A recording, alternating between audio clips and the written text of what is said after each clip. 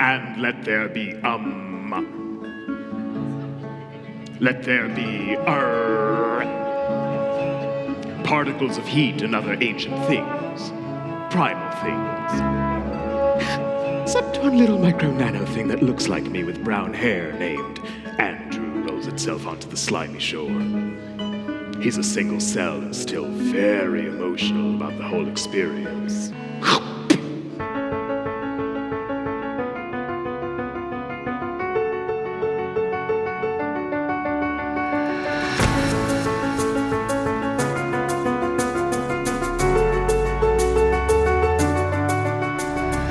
I didn't really come from a very theatrical family. My mother was in the medical profession, and then my father was a basketball player. I think having such a diverse background, I felt was to my detriment for a long time. And then at some point it evolved and I began to kind of use it as an asset. Andrew was one of my very first students here at SCAD. Even at that point, I think it was obvious that Andrew had a foot in the unique. He had his hands in everything from the fine arts to design to fashion to the performing arts. Am I surprised by his success?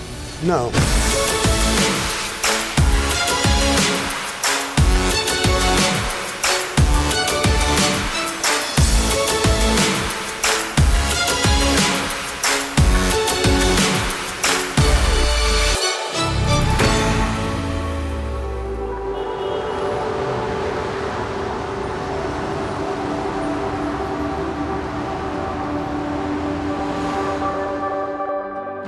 New York has become a place that's more and more difficult to make work. And how Andrew stands out is he is doing everything that is available to him. Not long ago, I was giving lectures at the Museum of Modern Art. At the same time, I was doing art direction and set design for fashion photo shoots. At the same time, I was directing and writing these off-off-Broadway avant-garde performances. I think of him kind of like a Renaissance man. He's able to have his hand creatively in so many different aspects, and he still stays true to communicating his vision.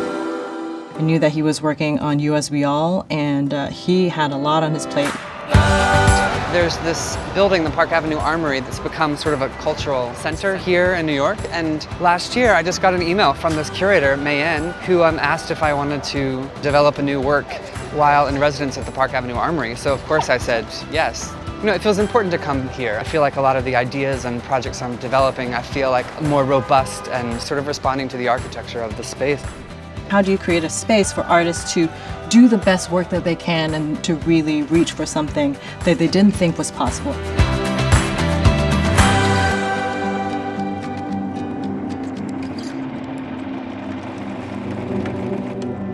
He really is obsessed with breaking the confines of what storytelling is, but also making it super relatable to an audience. You can see his eye in the sketches and the costumes and the design. You can really see the fine attention to detail. He's working very hard to get everything finished with like the biggest imagination possible. You know, it's not just this boring little job. It's this very grand, beautiful, big idea. It wasn't necessarily, here's my story, here's my script. It was more conceptual, a different way of performing and storytelling.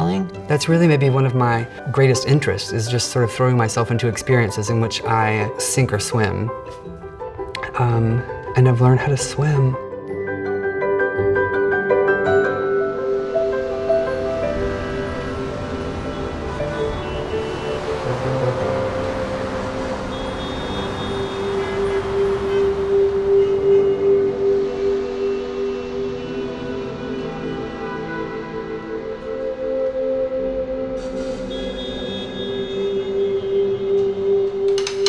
The least interesting thing is when I have an idea and then we all execute the idea. It's more about finding interesting people that come from different backgrounds and putting them in the same room together and see what happens. And each person has been picked so specifically. There's something like so incredibly unique to them, to whatever they're bringing to the table. His network is mind-blowing, and he always brings together SCAD alums in a laboratory environment. The way he's able to gather people around him actually in itself is a great talent. The new play I'm working on has 15 people, and my casting concept was I really wanted to have the stage populated with people who would, in any other circumstance, never be on stage with each other. So we have an opera singer with a downtown dancer, with a priest from my local church in Brooklyn, people who would never have met otherwise. And there's something interesting that happens when you put all of these different people with different life experiences and different worldviews together.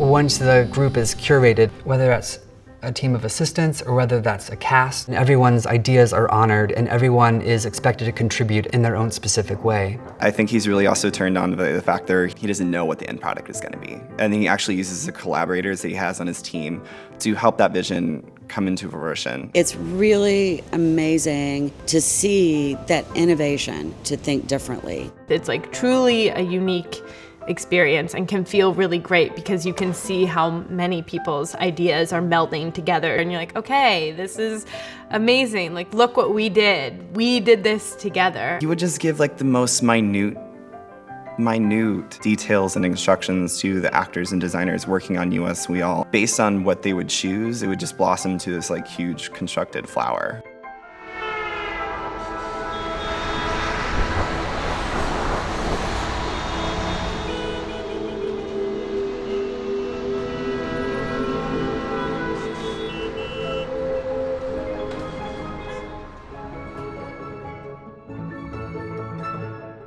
The opera US We All begins with this big Baroque fantasy. So all of the costumes are larger than life, they're opulent, they're full of beautiful patterns and colors. All of the light is brightly colored, it's this candy-colored palette. I think there's always this element of excess. There's a lot of over the top, but realistically the stage is very clean. He always has this level of restraint. He has this really great balance of just enough excess. One of the first important theater pieces I saw was Anne Bogart directing Chuck Mee's play, Bob Rauschenberg America.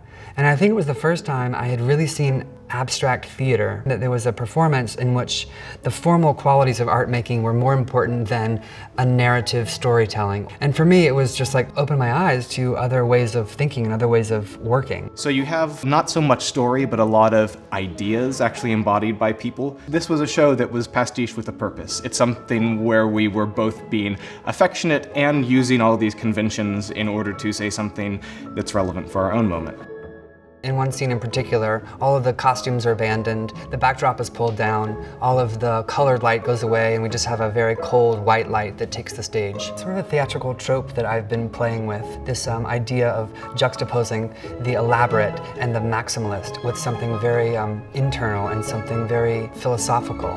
And that contrast, I think, is really important to what he's saying with his work. Pare things down to absolutely nothing, and then you finally get to see things as they are.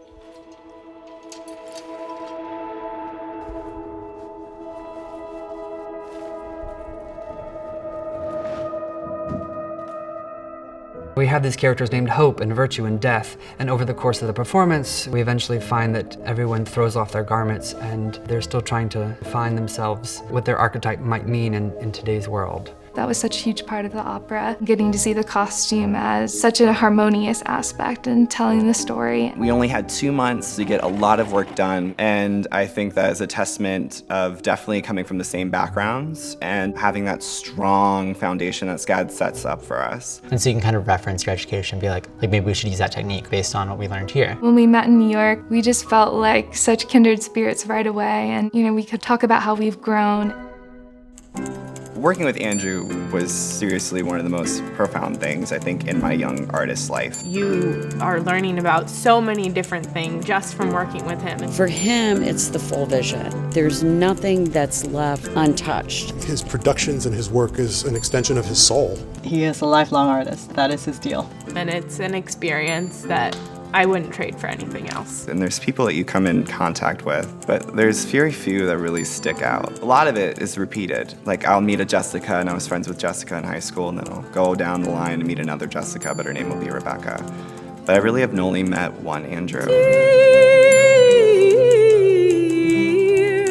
Mary Kate and Ashley Olsen is true. that you're split from one being, from one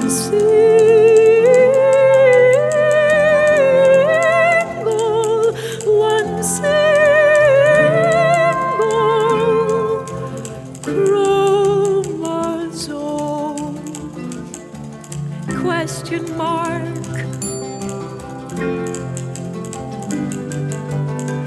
Are we not us each all split from one single